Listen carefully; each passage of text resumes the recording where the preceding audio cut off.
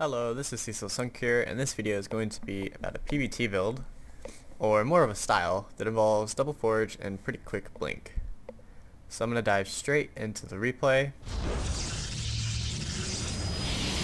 So here you can see I'm doing a standard opening, and if you want to know more about different openings in PvT, go ahead and check out the video that I made on that topic. Be sure to kill that scouting SCV so they can't see when or what tech you're getting. And just about as your mineral line saturates, this is when you want to take your geysers at your net. The reason you don't want to take them earlier is because any earlier than this, and you'll be taking like precious minerals that you need. You're getting up gateways, pylons, zealots, a lot of buildings that are pretty mineral heavy, and you can't cut into your mineral income at this point in time. So be sure that you take these geysers as your natural mineral line is saturated, or just about so, and not earlier. I have mine timed out to where just as it finishes I should have a good amount of probes, and I actually need to transfer 2 of them to my net, but that's okay. A quick trick: if you rally your nexuses on the farthest mineral lines, you'll saturate a little quicker, and it'll gain you a few extra minerals a little faster, rather than if you rally them both to a corner, or both to some spot. They'll go there and then likely travel to another location and go back and forth a little bit. So now after you transfer guys onto your Vespene geysers, that's the cue for the double forge. Oftentimes, if you're not delaying your robo, for example, you don't have perfect scouting info like I had this game, you're going to get your robo pretty quickly. What you want to do is time it so that your observer gets into their base before your double forge finishes. And the reason you want that is so that if they're one basing you, doing like 1-1-1, you can cancel your forges because you don't need forges against a 1-1-1. But in this case, I was very confident that my opponent was not doing anything like that. Now, the amount of sentries you get is very critical. You want 4, no more, no less. During the mid game, 4 is the amount you need for plenty of force fields on your ramp, and that's primarily what they are used for, and later in the game they can provide you with some extra force fields and guardian shield. It's very important not to lose these. You'll see that I sometimes accidentally do lose them, but it's not game ending if you do. Be sure to have excellent force field micro on your ramp, not to let too many units up at any given time. So now, you immediately should start 1-1, and you should save up a little bit of chrono boost like I did so that you could start chronoing them right when they finish. Get out 2 to 3 observers before your first immortal, and don't ever get more than 2 immortals with this build. 2 is like the critical max. Then after you order those things, get your Twilight Council as you can afford it. You can see I'm not getting any units. I know when he's moving out or not with my stalker. I don't need to get units earlier because he doesn't have anything on my side of the map. I know that via scouting info, and thusly I can cut cut my army for now and invest into tech, and then get army just as his units approach my side of the map. So you can see I warped in a few more things just in case he was walking straight across the map. I sent my observer along the walking path to make sure he wasn't attacking me, and I'm just looking at his tech. In this game, my observer paused for just a moment, so I missed the medevacs, and this observer misses the medevacs as well, and he actually gets them up into my main and runs around, and he gains a slight lead because of it. But you can see that my upgrades kick in, and I'm able to take the game with the victory either way. So now, generally what you want is all your zealots and sentries on the ramp with only 1 or 2 stalkers, and the reason for that is because they're very good at holding the ramp. You want all your stalkers, almost all of them, in your main. That way they can shoot down medevacs as they come into your base. I was caught out of position because of poor observer placement, and so I take much more damage than I needed to. I lose an immortal, all my stalkers, some probes, and I lose my blink tech. Now the blink tech is very important in order to be able to snipe these medevacs as they're running around your base or dropping and whatnot. That's why you don't get charged first. So I clean this up as best I can, resume probes, start my 2-2 momentarily, begin my Colossus production. keeping the slower units in the front, I have one cannon, just for some extra DPS. Be sure to have your stalkers firing at medevacs as often as you can. They deal maximum damage versus medevacs. You can see here they do 15 versus armor, 11 versus non-armored at this point in the game for me. Finally, the drop is taken care of. Now I just have to clean these guys out of my third so I can take my third. And I'm finally trading pretty efficiently with my units. And I'm down by 10 workers, although, like I said, double upgrades going to kick in, keep me in the game. And the idea with this style is that you play very passively until you can kill the Terran. So you can see here, I'm not attacking across the map or anything like that. I'm just simply taking my third, completing my upgrades, climbing the tech tree. This blink should be finished, but it isn't. I ended up losing the building, constructing it. Chronoing out lots of probes to saturate my third. This is a very double forge. I actually forgot to mention this in the beginning. Double forge upgrades set you up for a very strong late game.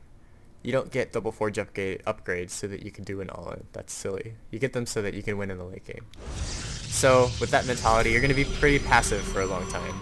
You can of course use a warp prism or do some harassing, but you have to be very wary of just bombarding across the map when your army isn't ready for it. You have to engage in chokes and use your smaller army size to defend cost efficiently.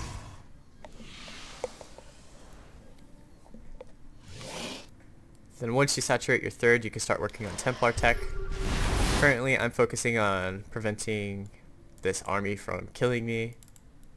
You want to try to have your stalkers, of course, hitting Vikings, top priority, then hitting medevacs, and then finally afterwards marauders and then marines. That should be like the priority of how you target everything.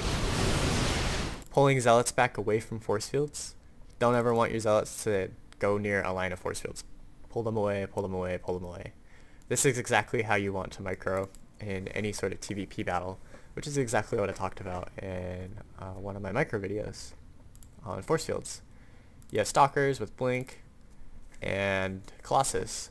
So when you force field a line, you want to engage, blink back any that are getting shot by marauders, and your Colossus will just rain fire.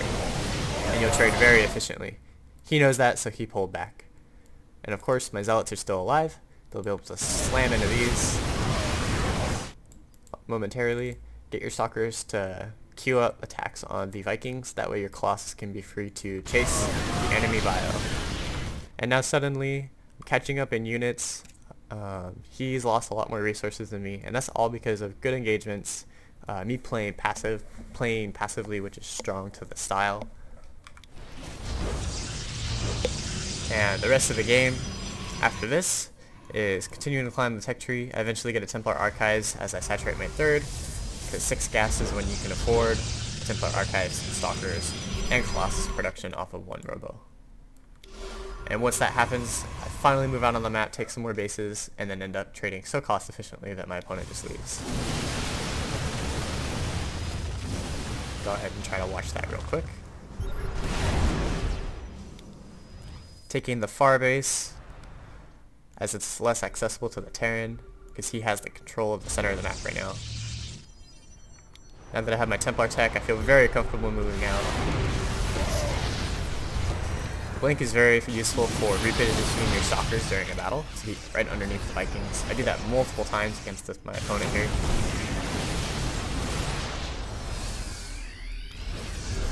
Trying not to engage up the ramp so I get a very good position. Here, what I do is I blink my stalkers, if I remember correctly, underneath the Vikings, get all the Vikings, and then I have a very cool zealot flank from the south. And then Storm come in and finish it up. And that's GG. Here we have the second game that I'm going to be showing you guys. It's against the same opponent, Barcode Terran. And this is a pretty similar situation as to last game, although I have a proper probe lead, whereas last game I was slightly behind in the mid game due to the early game.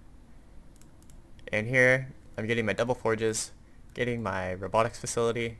I delayed this by a whole lot because I knew my opponent was not going to be having banshees anytime soon due to scouting info of the fast CC, and I had played this guy previously, so I felt that he was going to play standard again.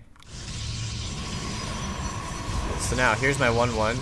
Chronoing out these extremely hard. After you order your 1-1, you get a Twilight Council. You usually want it to be down at least by the time your 1-1 is half finished. That way, right when the Twilight Council finishes, you can order 2-2. After the Twilight Council, you want 2 more gateways for a total of 5. Again, 4 sentries on the rat. I was being active with some stalkers, roaming around here looking for SCVs. Always a good thing to do. Zealot sentry at the ramp, stalker being active, soon to be in my main to defend against dropships. Immediately order blink, and immediately order 2-2 after your 1-1 finishes. So now here's the scariest part of this build. You're not going to have a whole lot of units because of the double forges, but if you play smartly, you should be able to defend this perfectly fine. So this is the position you're going to be in pretty often. Some stalkers in your main, some zealots and sentries at your front. This could absolutely decimate my army in a straight up engagement, so you have to utilize force fields and this choke here in order to survive, and I'll show you exactly how to do that. These stalkers, if they weren't here, I would end up dying due to medevacs flying up, but this is enough to snipe medevacs as they come up the ramp, so he's unable to do so. So the only point he can engage in is in my natural. What I oftentimes see players do on this map is they try to force field here, here, here, and here. That requires 4 force fields, and it's so wide that it results in a bad engagement. Back up a little bit like I did, and only spend 3 force fields. Again, pull your zealots back away from the force field, so you don't lose them like I just did. Continue warping things in from your 5 gates. Try to wait for 1-1 to finish. I have it finished here. I'm currently just buying time, kind of waiting for an immortal, more warp-ins. The longer I wait, the better for me. And here I intentionally, instead of doing a line of force fields, I staggered them in sort of a diagonal. That way I can pop a few bits of bio out of the front and pick them off.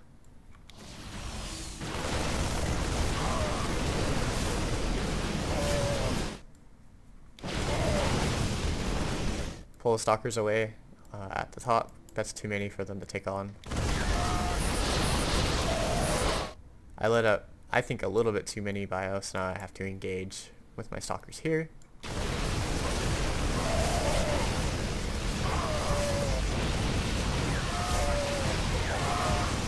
And here you can see, due to the force fields, I kind of dwindled his little army down enough to where it's very handleable.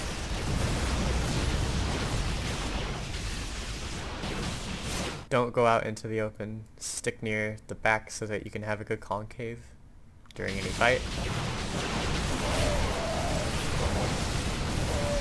Try not to attack the factory if he's doing this with the factory, it's really annoying.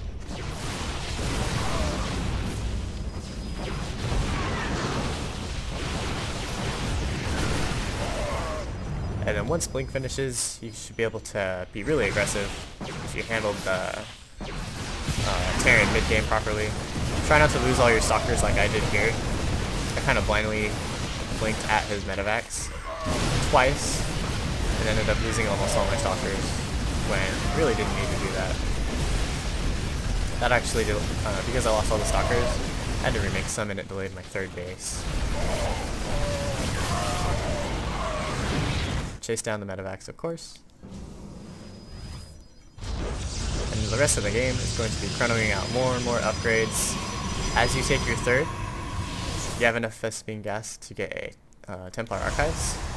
You also, as you take your 3rd and start saturating your mineral line, you do a lot more gateways.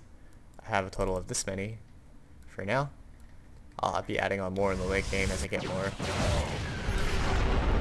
Now, I was never planning to commit to an attack up here. What had happened was, I warped in a couple stalkers from a pylon. They were shooting SCVs. He moved his whole army over to take care of 2 stalkers. So then I sort of came into the middle to see if I could kill anything for free. And I ended up canceling, I think, a command center.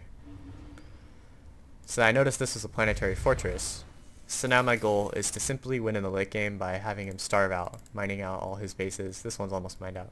This one will be by the time the game ends, and this one will be working its way down.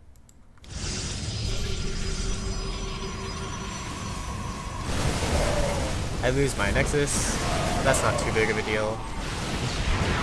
He loses over half his army. I know as long as I can contain him on 3 bases and trade efficiently, I'll end up winning in the later portion of the game.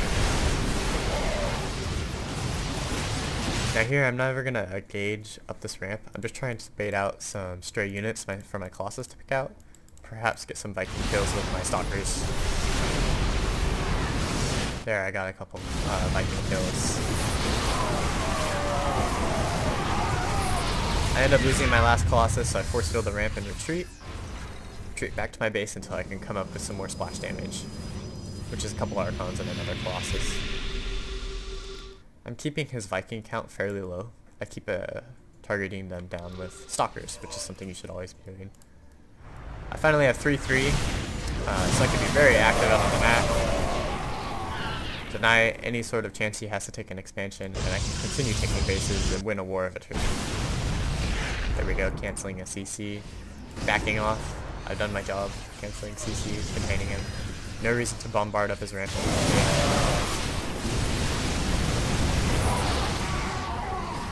Taking out some more Vikings.